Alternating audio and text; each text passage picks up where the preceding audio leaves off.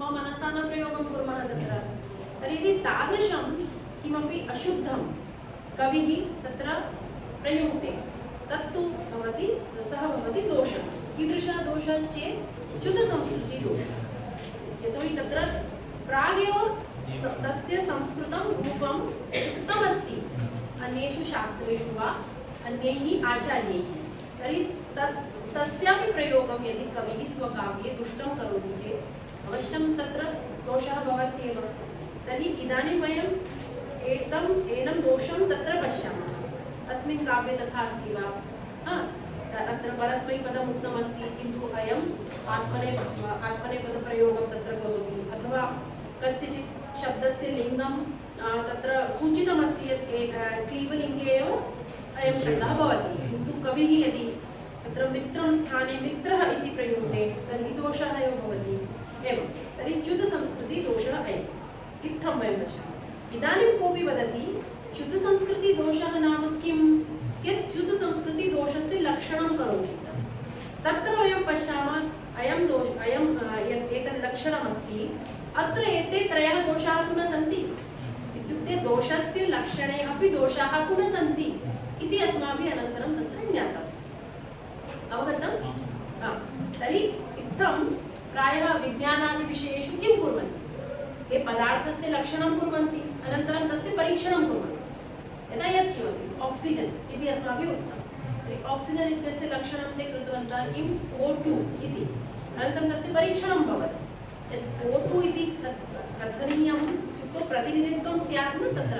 तत् जलस्य H2O इति यदि उच्यते चेत् तत्र हाइड्रोजन पदार्थस्य परमाणुद्वयम् ऑक्सीजन इत्यस्य एकम् इति अपेक्षते।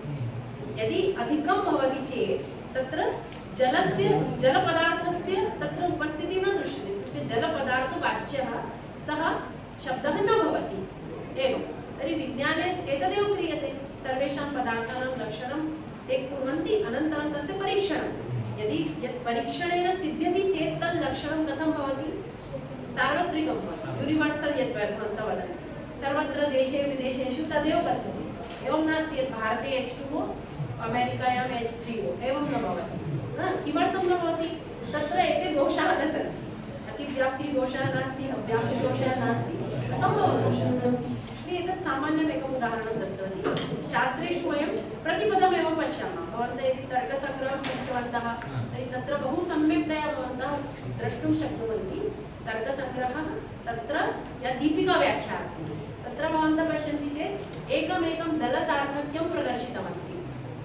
रूपस्य लक्षणं, रसस्य लक्षणं, पृथिव्याः लक्षणम् इति एकमेकं पदम् अपसारयामश्चेत् तत्र कथं लक्षणे दोषः आपतति। एकम् अन्यत् किमपि पदं योजयामश्चेदपि तत्र लक्षणे दोषः आपतति।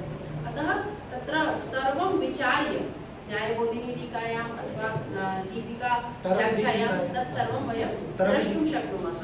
तर्कसङ्ग्रहस्य दीपिका व्याख्या अथवा न्यायबोधिनी टीका अथवा न्यायस्य एवं न अन्येषु अपि दर्शनेषु तथैव वर्णितमस्ति। आदौ ते नाममात्रेण वस्तुसङ्कीर्तनं कुर्वन्ति, तदुत्तरं तस्य पदार्थस्य लक्षणं कुर्वन्ति, ततः तस्य परीक्षणं प्रचलति।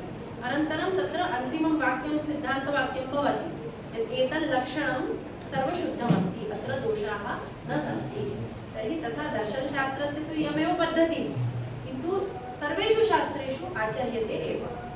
अतएव उच्यते यत् एतत् न्यायविद्या सर्वैः ज्ञातव्या, व्याकरणविद्या सर्वैः ज्ञातव्या। यतोहि व्याकरणशास्त्रेपि किं क्रियते? पाणिनिना लक्षणानि एव तु उक्तानि, तानि कुत्र कुत्र अनन्तरं गत्वा कार्यं कुर्वन्ति इति वयम् अनन्तरं लक्ष्येषु पश्यामः। तत् उक्तं तेन, अतः तत्र अस्माकं कृते सौकर्यं भवति। यत्र न उक्तं तत्र अस्माभिः यदि लक्षणं कर्तव्यं चेत् एतत् सर्वं विचारणीयं, तत्र एते दोषाः न भवेयुः। तर्हि अग्रे चलामः। तर्हि अधुना वयम् एकैकं पदं द्रक्ष्यामः। अदोषौ इत्यत्र मम्मटेन यदुक्तं तत्र विश्वनाथस्य किं कथनीयमस्ति, सः किमर्थम् एतस्य यत् करोति खण्डनं किमर्थं तेन कृतं। तर्हि यथा मम्मटः कथयति अदोषौ शब्दार्थौ काव्यं, तर्हि तस्य शङ्का का वर्तते यत् प्रायः निर्दुष्टं प्रस्ताव्यं न सम्भवति। सः तत्र एकम् उदाहरणं प्रस्तौति यत् मम्मटेन दोषप्रकरणे सप्तमे उल्लासे उक्तमस्ति। द्रष्टव्यं भविष्यति यत्कारो ह्ययमेव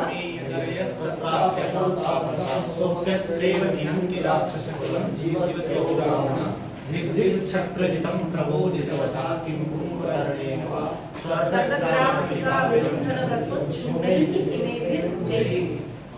एतत् उदाहरणम् अत्र मम्मटेन प्रदर्शितम्। एतत् वस्तुतः उत्तमकाव्यस्य उदाहरणं भवति, किन्तु दोषः अपि दर्शितः। तर्हि विश्वनाथेन एतदेव आदौ उत्थापितम्। एतदपि किञ्चित् अत्र वक्तव्यं यत् सर्वप्रथमं मम्मटेन स्वलक्षणे अदोषौ इति पदम् उक्तम्।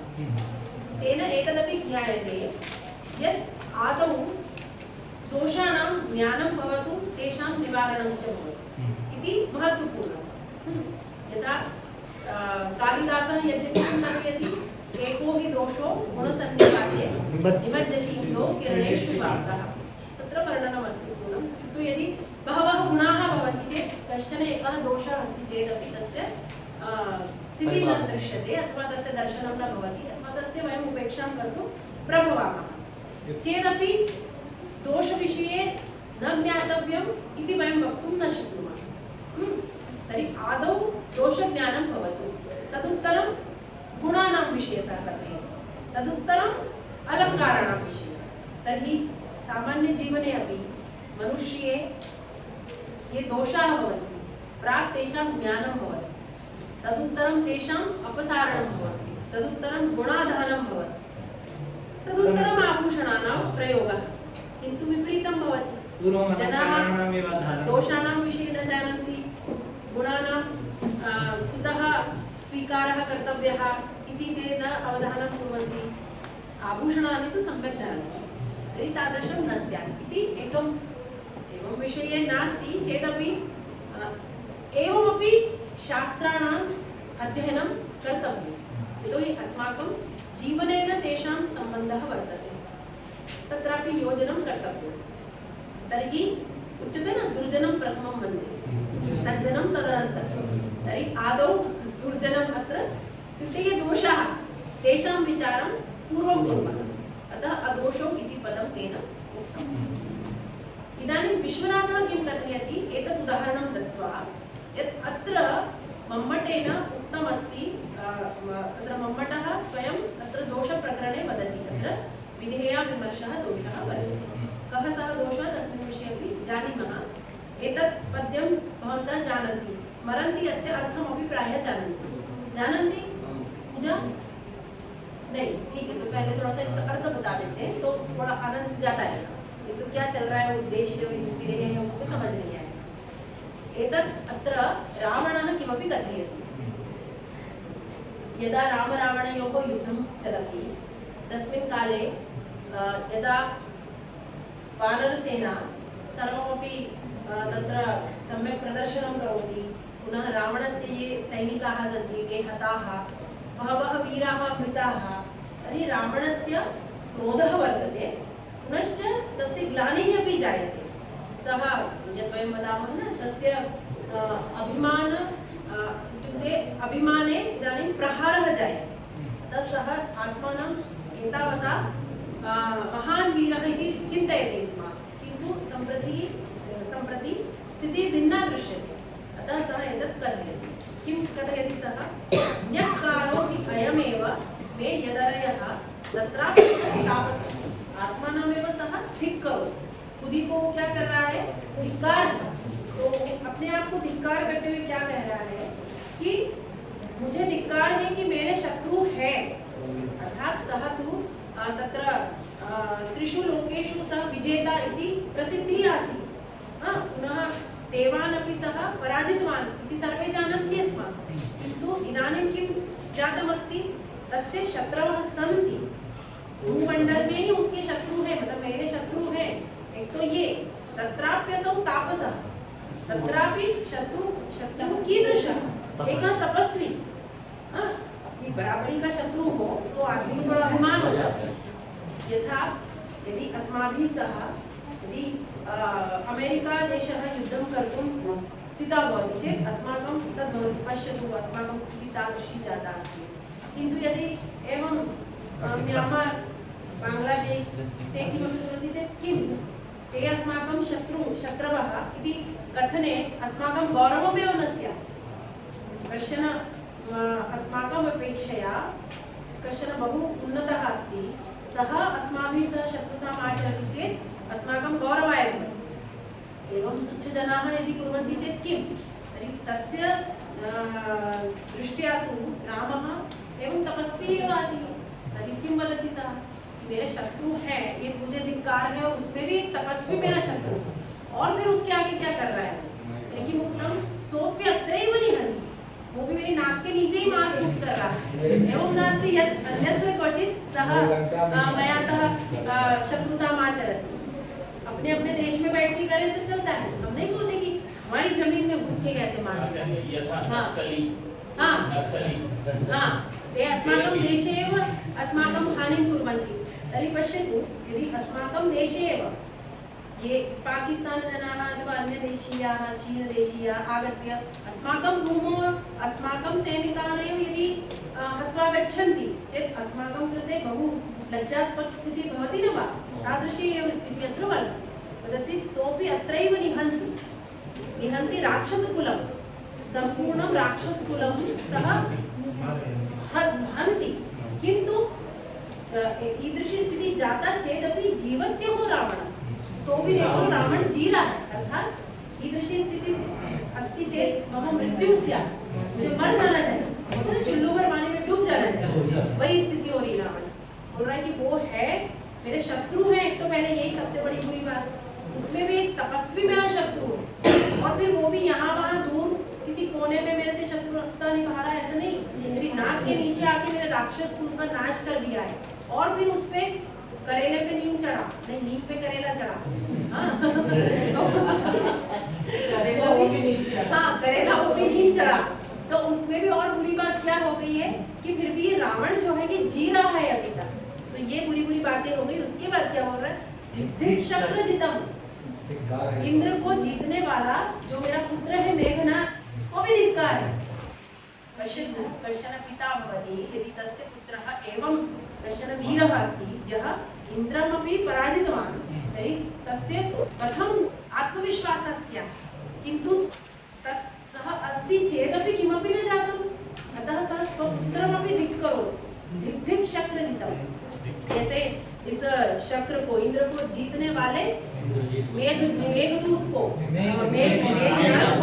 मेघनाथ को भी क्या है धिक्कार है ना जो इंद्र को जिसने जीता और प्रबोधित बताम कि कुंभकर्ण वा और कुंभकर्ण को हमने उठा दिया तो भी क्या हो गया महता कष्टेन सह उत्थितः चेदपि किं कृतं तेन किमपि न तर्हि मेघनाथः अपि किमपि कर्तुं न शक्तवान् कुंभकर्णः अपि किमपि कर्तुं न शक्तवान् अहमपि जीवितः अस्मि अयं तपस्वी आगत्य अत्र सर्वं नाशितवान् इति सर्वं तस्य मनसि अस्ति कोपः सः वदति इतोपि अनन्तरं स्वस्य विषये वदति स्वर्गग्रामटिका विलुण्ठनव्रथोच्छूणैः किमेभिर्भुजैः मेरे ये जो हाथ है भुजैः बहुवचन बोलते हैं ना रावण के 10 मुख है तो हाथ भी तो होंगे तो इन भुजाओं का भी क्या मतलब है क्या इनका औचित्य कोई इनका होने का तात्पर्य सिद्ध नहीं होता इन्होंने क्या किया है तो आगे पूरा वर्णन किया है कि स्वर्गग्रामटिका विलुण्ठनव्रथोच्छूणैः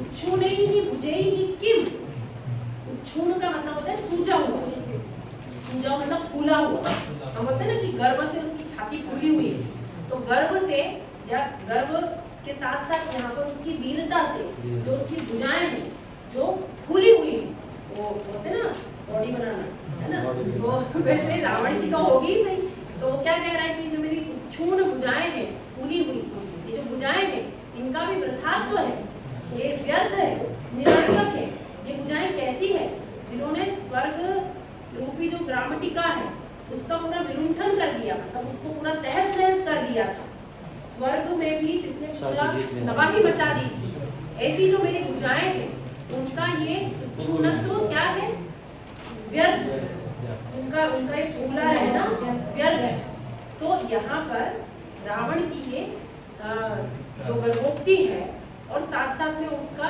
जो दुख है वो भी व्यक्त हो रहा है।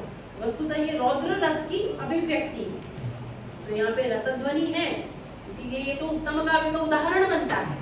लेकिन विश्वनाथ कह रहे हैं, स्वयं तो मम्मट भी इसे दोष में ही बता रहे हैं और इधर बोल रहे हैं कि अदोषो काव्य। हाँ, अब यहाँ दोष क्या है उसको भी हम देख लेते हैं, है ना। तो इसका अर्थ तो समझ में आया कि यहाँ पे रावण जो है ये बात कह रहा है। अब दो बातें होती है, उद्देश्य और विधेय। तो उद्देश्य प्रायः ज्ञात पदार्थ होता है ना। जो ज्ञात पदार्थ है वो उद्देश्य होता है और उसको कहकर हम कुछ विधान करते हैं। यथा उच्यते पर्वतो वह्निमान्, अत्र पर्वतम उद्देश्य वह्निर्विधीयते। पर्वत हमें दिख रहा है, वो ज्ञात पदार्थ है और वह्नि का ज्ञान हमें करना है अनुमान के द्वारा, तो वह्नि का विधान वहाँ किया जाता है। सामान्य रूपेण अपि भवन्तः एतस्य प्रयोगं कुर्वन्ति, यथा इदानीं वयं परामर्शविषये अपि दृष्टवन्तः। ज्ञातपदार्थं प्राक् वदामः, तदुत्तरं तस्मिन् विषये यद् वक्तव्यं तद् वदामः।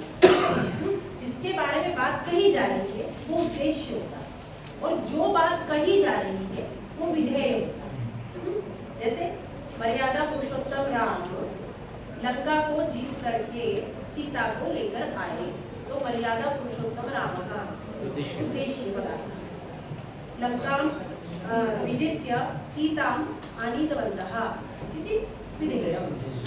एवं तर्हि उद्देश्य विधेय पदार्थयोः प्रामुख्यं भवति उद्देश्यस्य। एतत् अयं नियमः वर्तते, उद्देश्यम् अनुक्त्वा विधेयः न वक्तव्यः।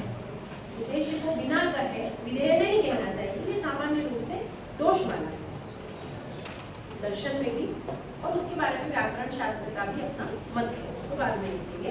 अभी यहाँ इस उदाहरण में देखते हैं कि हमारा बहुत हो रहा है समय भी। तो यहाँ पर देखते हैं पहले अयम, अयम मतलब अयम रावण है, तो अभी हमें पता ही नहीं किसके बारे में बात हो रही है। तो अयम जो पदार्थ है वो है उद्देश्य पदार्थ, तस्य प्राक् कथनम करणीयम आसीत्। उसके बाद में यहाँ से न्यक्कार होना चाहिए, इसको धिक्कार है, इसको ये जो अयम पदार्थ है इसको पहले बोलना चाहिए था, उसके बाद में ये जो न्यक्कार आदि बात कही जा रही है जिसका विधान किया गया है वो विधेय वाक्य को बाद में कहना चाहिए। इसको कहते हैं विधेया विमर्श दोष। विधेय का विमर्श ठीक से नहीं हुआ है ना। तो ये दोष प्रकरण में मम्मट ने इस उदाहरण को स्वयं दिया। विधेया विमर्श दोष बहुत प्रकार का होता है, उसमें से ये एक प्रकार है। तो अभी तो हम इसको कहाँ पढ़ रहे हैं, काव्य लक्षण में अदोषो पद के खंडन के में पढ़ रहे हैं, इसलिए भी उतना ही पढ़ेंगे। जब दोष प्रकरण में पढ़ेंगे तो कैसे इसके दोष होते हैं, अविमृष्ट विधेयांश भी इसको बोलते हैं और विधेया विमर्श दोष भी बोलते हैं, उसको फिर दोष प्रकरण में जानेंगे। तो यहाँ पे अयम इस पदार्थ को पहले कहना चाहिए, तो ये उद्देश्य था, तो ये दोष पहला दिखा दिया। और दूसरे तरीके से भी दोष उत्पन्न हो जाता है, कैसे, जब उसकी स्थिति समास में हो जाए। समासे किम भवति, गौणत्वम। समास में कौन सा पदार्थ प्रधान हो जाता है, जिन दो पदों के मेल से वो समास बन रहा है वो दोनों प्रधान हो जाते हैं, है ना। वो जो समस्त पद बन रहा है उसी का प्राधान्य हो जाता है। तो यहाँ पे जो वृथात्व उसे बताना है, वो क्या बताना चाहता है रावण, कि मेरी इन भुजाओं का निरर्थकत्व है, वृथात्व है, इनमें इनके होने का कोई औचित्य नहीं है। और दो भुजाएं नहीं, इतनी सारी जो भुजाएं 20 होगी ना, एक तरफ ही थोड़ी है तो इतनी सारी भुजाओं का कोई औचित्य नहीं। तो ये जो वृथात्व प्रतिपादित करना है, इसको क्या कर दिया, समास में दे दिया, वृथोच्च नहीं, है ना। तो समास में हो जाने के कारण ये क्या हो गया, गौण। समास में फिर एक पद का प्राधान्य नहीं रहेगा, समस्त पदस्य, हाँ, समस्त पदस्य एव प्राधान्यत्वं भवति। तर्हि वृथा इति पदं पृथक्तः वक्तव्यम् आसीत्, अतः अत्रापि दोषः भवति। तर्हि विधेय विमर्श दोषः, विधेया विमर्श दोषः तत्र जायते, अविमृष्ट विधेयांश दोषः अत्र कथ्यते। अवगतं शेखर? तर्हि इदानीं विश्वनाथः किं कथयति? विश्वनाथेन कथ्यते यदि अदोषो इति उक्तं चेत् अस्मिन् काव्ये कथं काव्यत्वम्? अदोषो इति पदेन एवमेव कथ्यते यत् तत्र दोषराहित्यं स्यात्, किन्तु अस्मिन् पद्ये तु दोषः दृश्यते, स्वयं मम्मटः अपि कथयति चेत् अत्र काव्यत्वं कथं? पुनश्च एतद् उदाहरणं बहुभिः आचार्यैः तत्र उत्तमकाव्यस्य उदाहरणत्वेन उक्तमस्ति। तत्र रसध्वनिः वर्तते, रौद्ररसस्य अभिव्यक्तिः जायते। तर्हि अत्र प्रश्नः विश्वनाथस्य वर्तते। अनन्तरं मम्मटः तु विश्वनाथं न जानाति स्म, किन्तु तद्दृष्ट्या किम् उत्तरं भवति तस्मिन् विषये अपि वयम् अग्रे विचारं कुर्मः। तर्हि अधुना किञ्चित् मध्ये विरामः स्यात्, सार्धैकघण्टा प्रायः जातः। मध्ये पञ्चनिमेषात्मककालस्य विरामः। अच्छा, एवम् अस्तु। तर्हि तत्र स्थगयतु। जलादिकं